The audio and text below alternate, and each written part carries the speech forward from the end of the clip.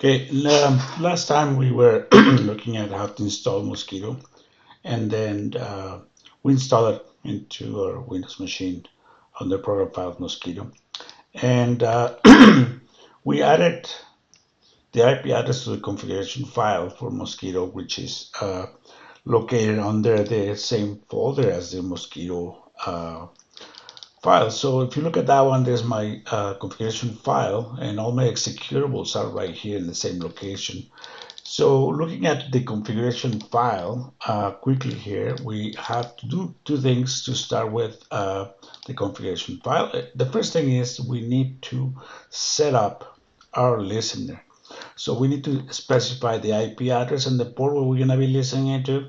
So my laptop machine has this IP address. And the second thing that we have to do is we need to allow anonymous connections. So those are the two things that we need to have to do.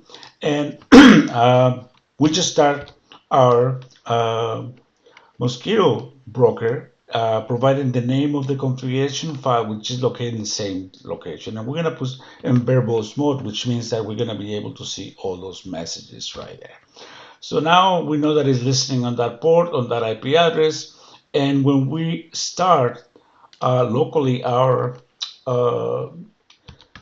subscriber, we need to provide the name of the IP address of the location of the broker, which is the same location, but now listening on that IP address. And we are going to actually specify that we need to connect and subscribe to all these different type of messages that we topics that we're getting. And the last window what we're gonna do is we are going to start using our publishers. So every time we publish in there, we're gonna see the message happening on the subscriber. Now that is happening locally. However, we also gonna have to, we can do it from a different location. So right here, I'm connected to another machine. This is a Linux box, and the IP address for this one doesn't really matter. As long as they're in the same network, they should be able to get the same thing. So I'm in the same subnet, and all I have to do is basically subscribe to my topic right there, which is the same as this one. My publisher is publishing the pressure, and I need to connect to that IP address.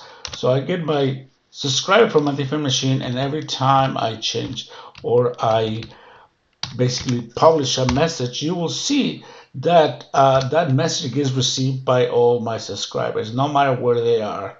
So for now, what we're gonna do is we have done this connection, a trusted connection allowing anonymous. In the next section, what we're going to do is we are going to set up a password, so every subscriber has to provide that part. Thank you.